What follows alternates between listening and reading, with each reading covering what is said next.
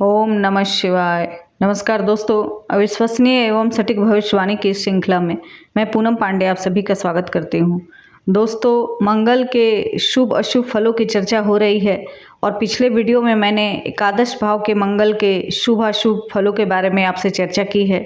इसी क्रम में आगे बढ़ते हुए आज हम बात करेंगे द्वादश भाव के मंगल के बारे में, जिनकी कुंडली में मंगल द्वादश भाव यानी कि 12वें भाव में होते हैं।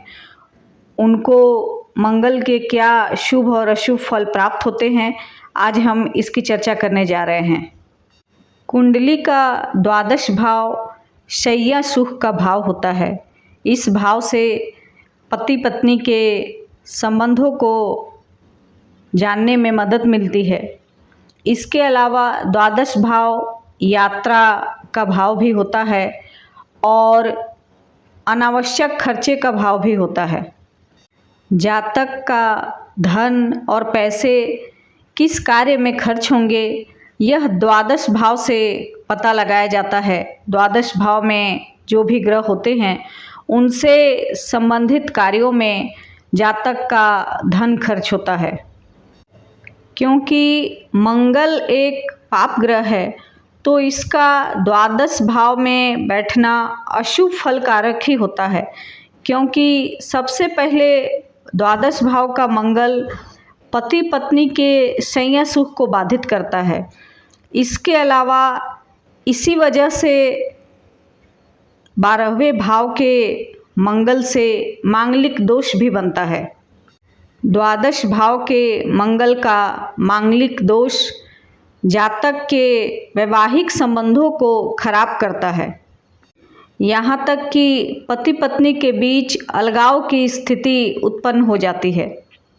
यदि द्वादश भाव में मंगल के साथ कोई शुभ ग्रह हो तब तो कुछ मात्रा में अशुभ फलों में कमी होती है, परंतु यदि इसके विपरीत मंगल के साथ कोई पाप ग्रह हो तब वैवाहिक जीवन में और भी स्थिति खराब होती जाती है। द्वादश भाव का मंगल आँखों में अथवा पैरों में चोट अथवा किसी दुर्घटना या ऑपरेशन का कारण भी बनता है। इसीलिए अधिकांश मामलों में जिनकी कुंडली में भी द्वादश भाव में मंगल होता है उनको आँखों के आसपास अथवा पैर में किसी न किसी चोट या कट का निशान अवश्य ही बना होता है। द्वादश मंगल वाले जातक मशीनरी चीज़ों में अधिक व्यय करते हैं, जैसे कि नए नए तरह की गाड़ियाँ तथा गैजेट्स आदि संग्रह करना ऐसे जातकों का शौक होता है।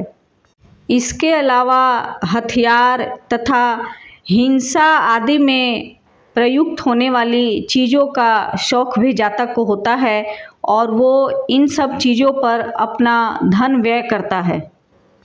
अक्सर हिंसा अथवा लड़ाई झगड़ों के मामले में जातक को कोर्ट कचहरी के चक्कर भी लगाने पड़ते हैं। द्वादश भाव का मंगल यदि उच्च का हो अथवा स्वग्रही हो तो कुछ मामलों में यह शुभ फल भी प्रदान करता है, जैसे कि ट्रांसपोर्टिंग अथवा जमीन जायदाद प्रॉपर्टी डीलिंग आदि के कार्यों से जातक को लाभ प्राप्त होता है।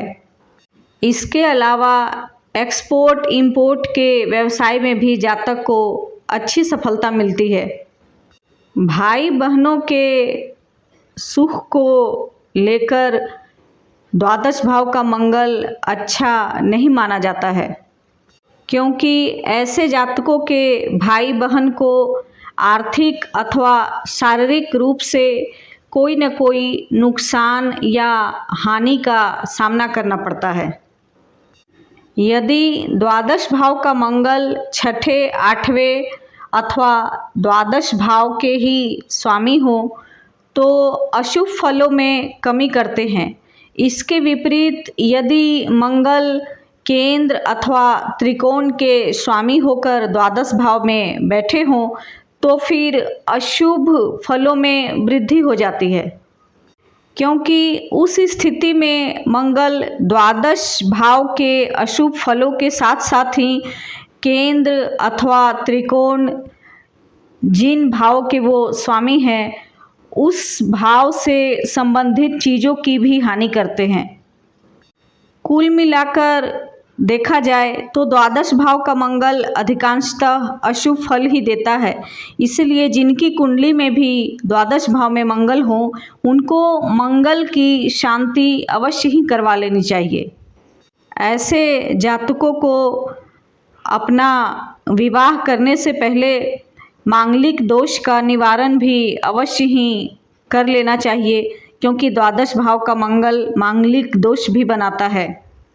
तो दोस्तों, ये तो हुई द्वादश भाव के मंगल के शुभ अशुभ फलों की चर्चा। इसी के साथ ही मैं आज की वीडियो को यहीं समाप्त करती हूँ। आपको मेरा वीडियो कैसा लगा कमेंट में अवश्य बताएं। मेरे चैनल को लाइक शेयर और सब्सक्राइब करें। यदि आपको किसी विशेष विषय पर जानकारी चाहिए तो कमेंट में अवश्य ही बताएं। व्यक्तिगत रूप से मुझसे कुंडली विश्लेषण करवानी हो तो दिए गए नंबर पर संपर्क कर सकते हैं। तब तक के लिए मुझे आज्ञा दीजिए। नमस्कार। जय महाकाल।